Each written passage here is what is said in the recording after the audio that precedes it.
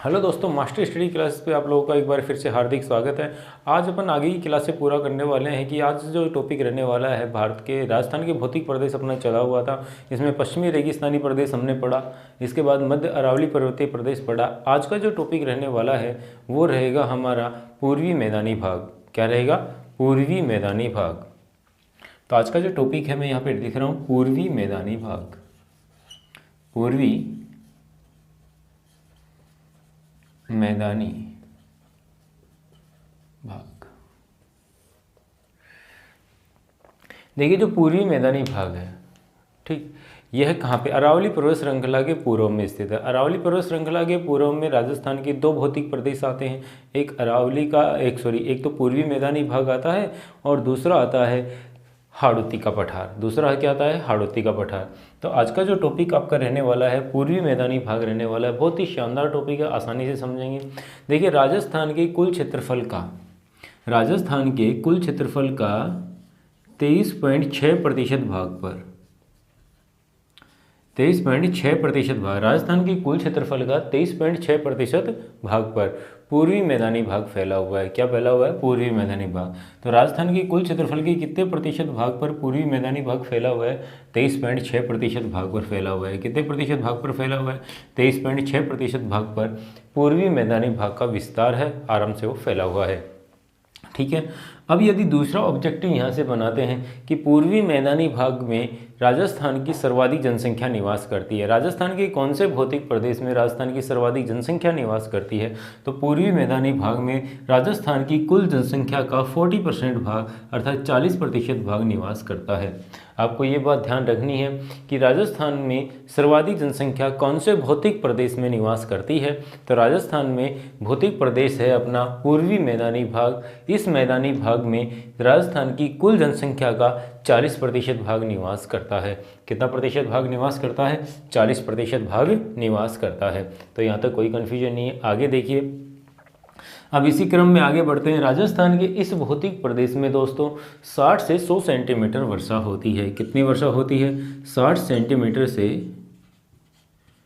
100 centimetre वर्षा होती है। कितने सेंटीमीटर? 60 सेंटीमीटर से 100 सेंटीमीटर वर्षा होती है। आपको याद रखने योग्य बात है कि राजस्थान के इस भौतिक प्रदेश में कितने प्रतिशत या कितने सेंटीमीटर तक वर्षा होती है? 60 से 100 सेंटीमीटर तक वर्षा होती है। और दोस्तों, ये एक उपजाऊ मिट्टी का मैदान है। ठीक है, यहाँ नदियों के द्वारा सिंचित क्षेत्र है और नदियाँ जो मिट्टी भागकर लाती हैं उसे खादर मृदा कहा जाता है, जिसे जलोढ़ मृदा। ठीक है, देखिए, नदियों के द्वारा भागकर लाई गई मिट्टी को क्या कहते हैं? जलोढ़ मिट्टी कहते हैं। और जलोढ़ मिट्टी को कांप मृदा, दोमट मृदा, ठीक है, कछारी मृदा आदि नामों से जाना जाता है। और जो जलोढ़ मिट्टी है इसे भी दो भागों में यदि हम बांटें तो बांट सकते हैं, एक खादर जलोढ़ मृदा और एक बागर जलोढ़ मृदा।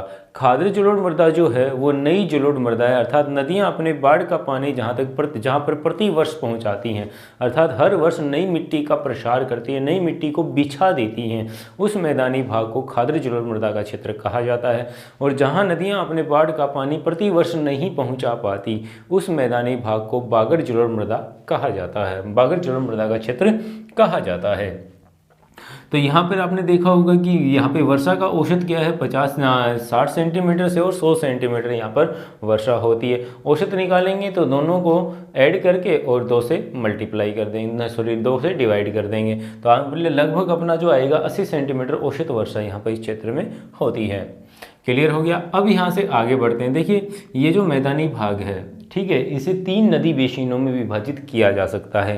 पूर्वी मैदानी भाग, जब हम भौतिक प्रदेश पढ़ रहे हैं, भौतिक प्रदेश के आधार पर राजस्थान को हमने 4 भागों में विभाजित कर दिया।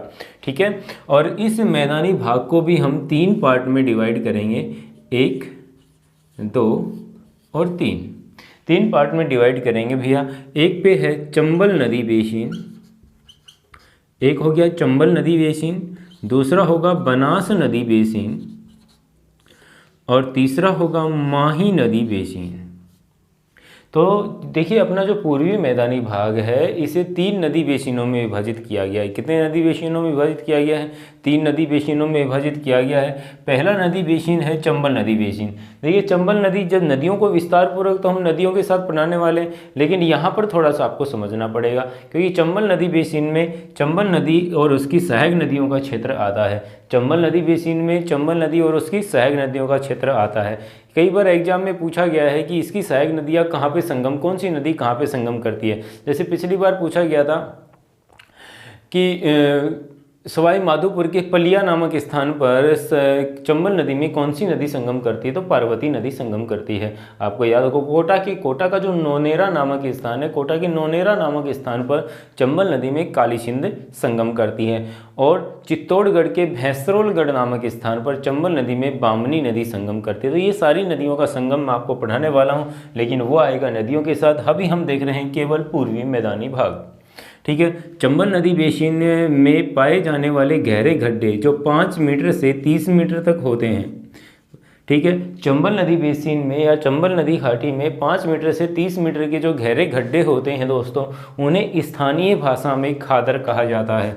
वैसे तो जलोढ़ मिट्टी के मैदानी भाग को खादर कहते हैं, ठीक है, लेकिन इन गड्ढों को स्थानीय भाषा में क्या कहते हैं? खादर कहते हैं। 5 मीटर से 30 मीटर जो गहरे गड्ढे होते हैं, इन गड्ढों को क्या कहा जाता है? खादर कहा जाता है। क्या कहा जाता है? खादर कहा जाता है। यहाँ से यदि आगे हम थोड़ा सा बढ़ने का प्रयास करते हैं तो चंबल नदी के बीहड़ को, चंबल नदी का जो बीहड़ है उसे डाक क्षेत्र कहा जाता है। क्या कहा जाता है? Very very important. चंबल नदी के बीहड़ को स्थानीय भाषा में किस नाम से जाना जाता है? तो डाक क्षेत्र के नाम से जाना जाता है। चंबल नदी के बीहड़ को स्थानीय भाषा में किस नाम से जाना जाता है मित्रों? तो डाक क्षेत्र के नाम से चंबल नदी के बीहड़ को जाना जाता है। तो यहाँ तक समझ में आ गया होगा, कोई कन्फ्यूजन नहीं है। आगे देखते हैं हम बनास नदी बेसिन।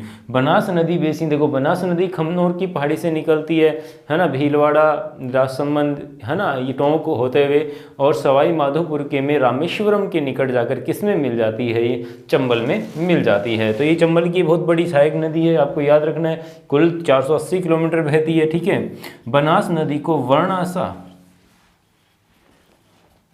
वर्णासा या वनकी आसा के नाम से भी जाना जाता है। वर्णासा या वनकी आसा के नाम से भी जाना। और बनास तो दोस्तों राजस्थान में 3 त्रिवेणी संगम करती है। जैसे भीलवाड़ा की मांडलगढ़ तहसील, राजस्थान में भीलवाड़ा जिला है, राजस्थान के भीलवाड़ा की मांडलगढ़ तहसील के बिगोंद नामक गांव में, राजस्थान के भीलवाड़ा जिले की मांडलगढ़ तहसील है, मांडलगढ़ तहसील है, उसका बिगोंद नामक गांव है, उसमें बनास, बेड़च और मेनाल नदियां संगम करती हैं। कौन सी नदियां संगम करती हैं? बनास, बेड़च और मेनाल नदियां संगम करती है। समझ में आ गया होगा। आगे जो अगला जो संगम ये करेगी त्रिवेणी संगम, वो टोंक में करेगी। बनास, खारी और डाई नदियाँ, बनास, खारी और डाई नदियाँ यहाँ पे संगम करती हैं। और तीसरा जो ये संगम करने वाली है, ये करती है सवाई माधोपुर के रामेश्वरम में करती है, जहाँ पे बनास, सीप और चंबल नदियां संगम करती हैं दोस्तों। वैसे राजस्थान में प्रमुख रूप से 4 त्रिवेणी संगम है, 3 मैंने गिना दी। चौथा त्रिवेणी संगम अपना आएगा माही नदी बेसिन में आएगा। कौन सा आएगा? माही नदी बेसिन में आएगा। अब माही नदी देखो कहाँ से निकलती है? मध्य प्रदेश में मेहद झील से निकलती है। बांसवाड़ा के खांदू नामक स्थान से राजस्थान में प्रवेश करती है। बांसवाड़ा के कौन से स्थान से राजस्थान में प्रवेश करती है? खांदू नामक स्थान से राजस्थान में इसने प्रवेश किया। ठीक है, अब जो माही नदी का बहाव क्षेत्र है प्रतापगढ़ वाला, प्रतापगढ़ वाले क्षेत्र को काठल क्षेत्र कहते हैं। क्या कहते हैं? काठल क्षेत्र कहते हैं। ठीक है, और काठल क्षेत्र प्रतापगढ़ वाले क्षेत्र को कहते हैं। और अन्य जो क्षेत्र बच गया इसका, जहाँ माही नदी का बहाव क्षेत्र है, इसे छप्पन का मैदान या बागड़ क्षेत्र के नाम से जाना जाता है। छप्पन का मैदान या बागड़ क्षेत्र के नाम से जाना जाता है। छप्पन का मैदान या बागड़ क्षेत्र के नाम से कौन सा क्षेत्र जाना जाता है? ये तो आप बता दीजिए, छप्पन का मैदान या बागड़ क्षेत्र के नाम से कौन सा क्षेत्र जाना जाता है? तो आप बता सकते हैं कि माही नदी घाटी क्षेत्र में 56 गांवों का जो समूह है वो छप्पन का मैदान कहा जाता है। दोस्तों आपको एक बात और याद रखनी है, छप्पन का मैदान अपने माही नदी बेसिन में पड़ता है, लेकिन छप्पन की पहाड़ियाँ बाड़मेर के सिवाना तहसील में पड़ती हैं। छप्पन की पहाड़ियाँ, ठीक है, तो ये आपको याद रखना है। अब एग्जाम में कई बार पूछा जाता है छप्पन की पहाड़ियाँ हम प्रतापगढ़ के आसपास का क्षेत्र करके आते हैं, गलत हो जाता है। छप्पन की पहाड़ियाँ बाड़मेर की सिवाना तहसील में पड़ती हैं। ठीक है, लेकिन छप्पन का जो मैदान है वो प्रतापगढ़ बांसवाड़ा के आसपास का क्षेत्र है। क्लियर हो गया।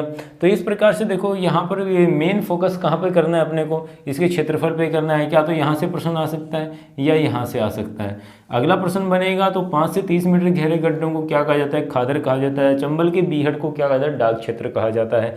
चंबल, बनास और माही बेसिन, 3 बेसिनों में अपने पूर्वी मैदानी भाग को विभाजित किया गया है। पूर्वी मैदानी भाग नदियों द्वारा सिंचित क्षेत्र है, अर्थात ये जलोढ़ मृदा का मैदान है। पूर्वी मैदानी भाग राजस्थान के कुल क्षेत्रफल का 23.6% भाग पर फैला है। कितने प्रतिशत भाग पर फैला है, 23.6% भाग पर फैला हुआ है। क्लियर हो गया। अब यहाँ पर आपको देखना है कि राजस्थान के जो कितना बड़ा राजस्थान, देखो पश्चिमी राजस्थान 58% भाग पर फैला है, जो रेगिस्तानी क्षेत्र 58% है, और यहाँ पर लगभग 39% ही जनसंख्या अर्थात लगभग 40% जनसंख्या निवास करती है। और ये तो इससे आधे से भी कम है। जो हमारा पूर्वी मैदानी भाग है पश्चिमी रेगिस्तानी प्रदेश से आधे से भी कम है ना, ठीक है।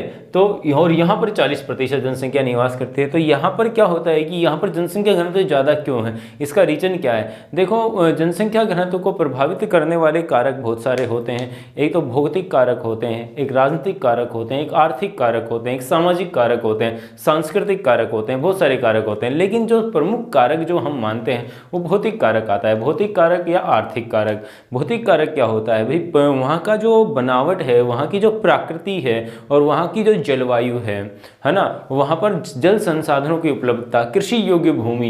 ये देखो हमारी जो भारत भूमि है, हमारा जो आर्यव्रत है, यहाँ पर 51 से ज़्यादा जनसंख्या प्रत्यक्ष या अप्रत्यक्ष रूप से कृषि कार्यों पर आधारित हैं। प्रत्यक्ष या अप्रत्यक्ष रूप से कृषि कार्यों पर आधारित हैं, ठीक है। इस कारण से यहाँ पर जो हमारा पूर्वी मैदानी भाग है ये नदियों द्वारा सिंचित क्षेत्र है, और नदियों द्वारा सिंचित क्षेत्र है तो यहाँ पर क्या होगा, फसलें अच्छी होंगी। फसलें अच्छी होंगी, हमारा बेसिकली व्यापार क्या है, पशुपालन और कृषि है, ठीक है। और जहाँ पर खेती अधिक होगी वहाँ पर उद्योगों के लिए कच्चा माल भी आसानी से उपलब्ध हो जाएगा।